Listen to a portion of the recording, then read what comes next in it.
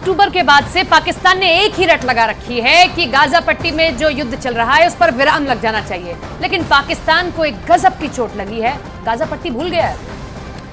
तो पाकिस्तान पर ऐसा खतरनाक आतंकी हमला हुआ है कि उसके होश उड़ गए हैं। आतंकियों ने पाकिस्तान के 3 लड़ाकू विमान जला दिए और पाकिस्तान के एयरफोर्स के जवानों को भी घायल कर दिया है। फिर भी पाकिस्तान की आर्मी अपनी बहादुरी के डींगे हाँक रही है। पाकिस्तान और अफगानिस्तान के बीच तनाव चल रहा है और ऐसे में तालिबान ने मियांवाली की हवाई पट्टी को गाजा पट्टी बना दिया।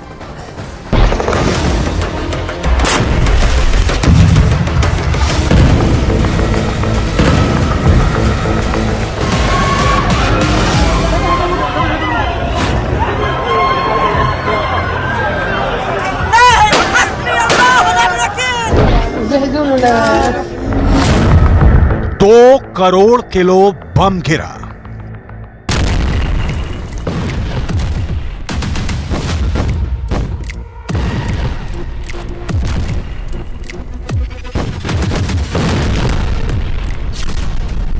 गाजा में परमाणु हमले जैसी तबाही।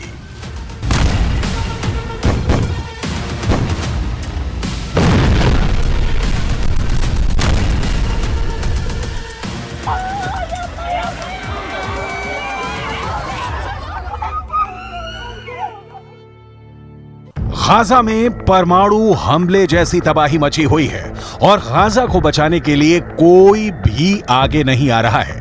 फिलिस्तीन के लोग इसलिए भी परेशान हैं। लगातार बड़े बड़े दावे करने वाले इस्लामी दुनिया की एकमात्र वाहिद एटमी कुव्वत पाकिस्तान भी कहीं नजर नहीं आ रहा है। वो पाकिस्तान जो खुद को फिलिस्तीनियों की रक्षा करने के बड़े बड़े दावे और लंबे लंबे डायलॉग मारता था, वो पाकिस्तान भी गायब है। ऐसे वक्त में जब फिलिस्तीन के लोग ये उम्मीद कर रहे थे कि वेस्ट एशिया के 22 अरब देशों को मिलाकर इजराइल का मुकाबला करेंगे, ऐसे वक्त में इस्लामिक मुल्कों में ही एक दूसरा कदर मच गया है। अब पाकिस्तान और अफगानिस्तान के बीच जंग की नौबत आ चुकी है और उसकी वजह है पाकिस्तान के मियांवाली एयरबेस पर आतंकवादी हमला, अफगानिस्तान पाकिस्तान का शरणार्थी संकट।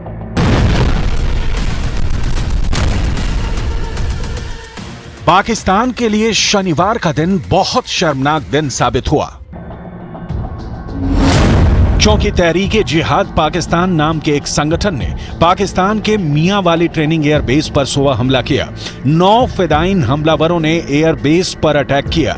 इस हमले में पाकिस्तान के 3 लड़ाकू विमान जला दिए गए और पाकिस्तान एयरफोर्स के जवानों का कत्ल कर दिया गया।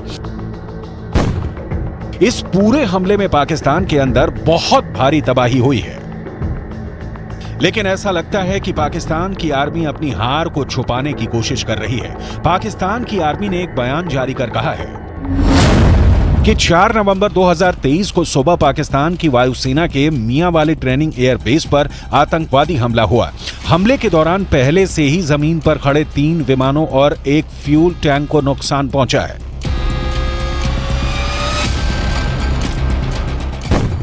पाकिस्तान पर 24 घंटे में यह लगातार दूसरा बड़ा आतंकी हमला है, क्योंकि शुक्रवार को ही बलूचिस्तान में घात लगाकर किए गए हमले में 14 पाकिस्तानी सैनिक मार दिए गए थे।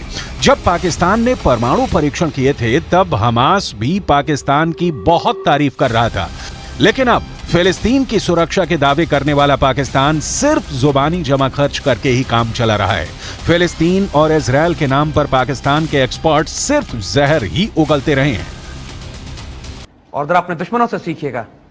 1948 में जब इसराइल की रियासत बनती है और उसके बाद गोल्डा मेयर, एक यहूदी औरत जो उनकी प्राइम मिनिस्टर बहुत मशहूर, उससे एक अखबारी जर्नलिस्ट ने इंटरव्यू लिया। Golda Meir wanted to buy weapons for the state of Israel, और इसराइल के पास उस वक्त पैसे नहीं थे। अमेरिका ने उनको इतने पैसे देने शुरू नहीं किए थे, और चारों तरफ अरब मुल्क, मुसलमान मुल्क जो थे, ऑब्वियसली दे वर हॉस्टाइल कि Israel was transplanted with in the Muslim heartland. तो इसराइल को अपने दफा के लिए वेपन्स चाहिए थे।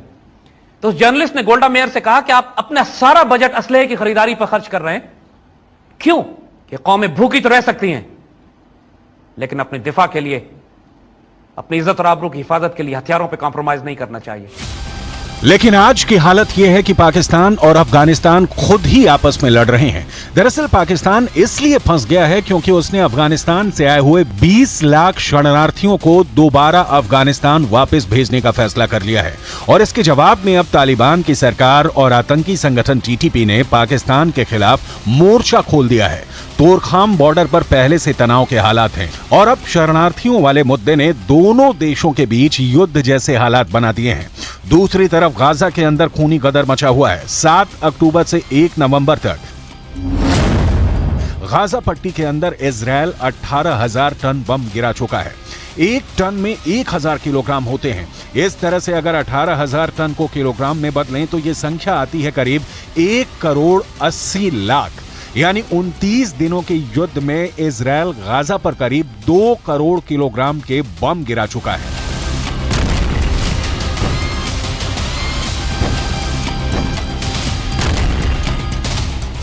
गाजा पट्टी में चीख पुकार मची हुई है। हालात लगातार बिगड़ते जा रहे हैं।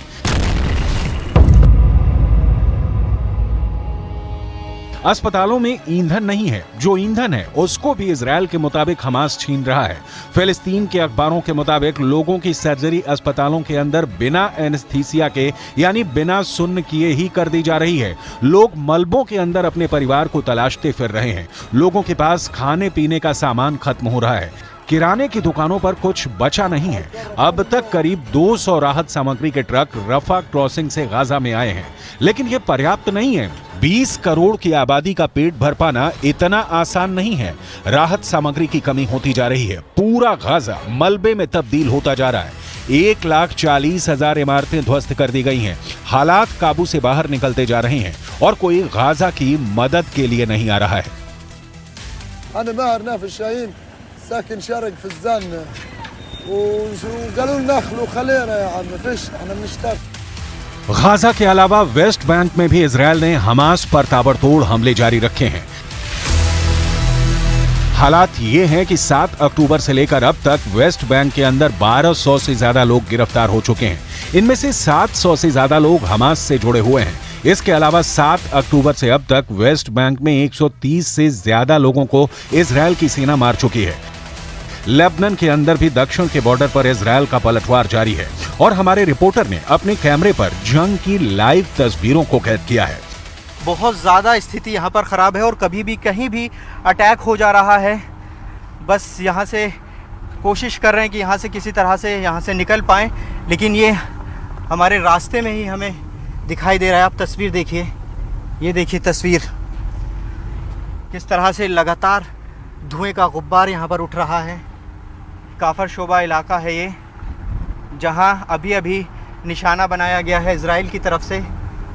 ये तस्वीर देखिए, ये तस्वीर आप लगातार न्यूज़ 18 इंडिया युद्ध भूमि से दिखा रहा है कि आखिर क्या स्थिति यहाँ पर बनी हुई है। ये देखिए, ये इजराइल ने हमला किया है अभी अभी।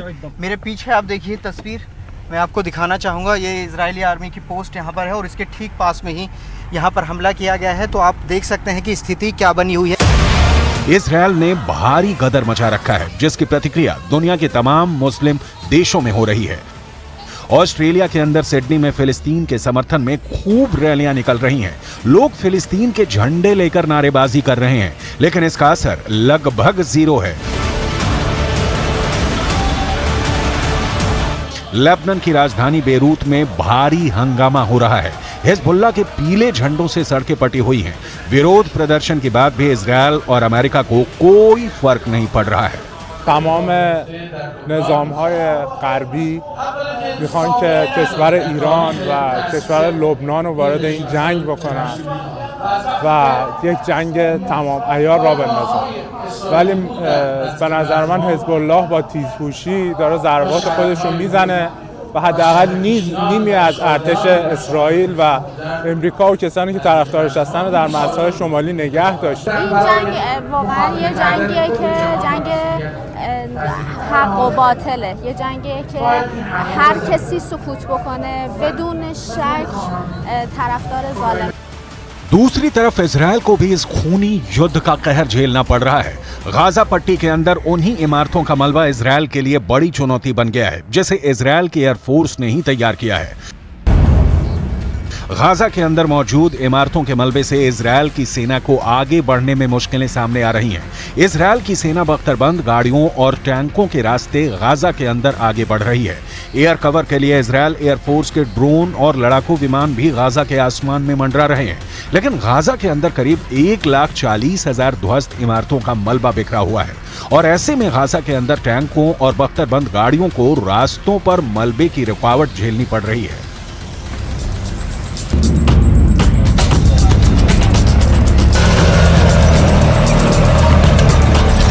इस मलबे को हटाए बिना इजरायल की आर्मी आगे नहीं बढ़ सकती है, लेकिन इसी मलबे को साफ करने के चक्कर में इजरायल की आर्मी फंस रही है और उसको हमास के हमले झेलने पड़ रहे हैं। इजरायल के अखबार टाइम्स ऑफ इजरायल की खबर के मुताबिक जब से ग्राउंड ऑपरेशन शुरू हुआ है 1 नवंबर तक इजरायल के 25 से ज्यादा सैनिक मारे जा चुके हैं। इजरायल के रक्षा मंत्री योव गैलेंट ने इस पर बयान दिया है कि गाजा में हमास आतंकवादियों के खिलाफ चल रही लड़ाई में इजरायल डिफेंस फोर्स के सैनिकों की मौत एक कठिन और दर्दनाक झटका है।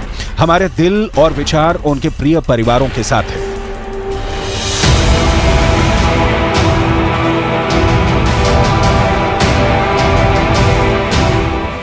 इजरायल के प्रधानमंत्री की लोकप्रियता वैसे भी इजरायल के अंदर लगातार घटती जा रही है और ऐसे में इजरायल के सैनिकों की लगातार हो रही मौतें एक ऐसे बोझ की तरह हैं जो दिन प्रतिदिन नेतन्याहू के राजनीतिक करियर का दम निकालती जाएंगी। बेंजामिन नेतन्याहू ने भी इजरायल के सैनिकों की शहादत पर बयान दिया है। אנחנו במלחמה קשה. זאת תהיה גם מלחמה ארוכה. יש לנו בה הישגים חשובים, אבל גם אבדות כואבות. אנחנו יודעים, כל חייל שלנו הוא עולם ומלואו. ואני אומר למשפחות היקרות, עם ישראל כולו איתכם בשעת יגונכם הכבד, הקשה מנשוא. אנחנו מחבקים אתכם מעומק ליבנו. חיילינו נפלו במלחמה שאין צודקת ממנה, המלחמה על הבית. ואני מבטיח לכם ולכל אזרחי ישראל, אנחנו נמשיך עד שנמלא את המשימה. אנחנו נמשיך עד לניצחון.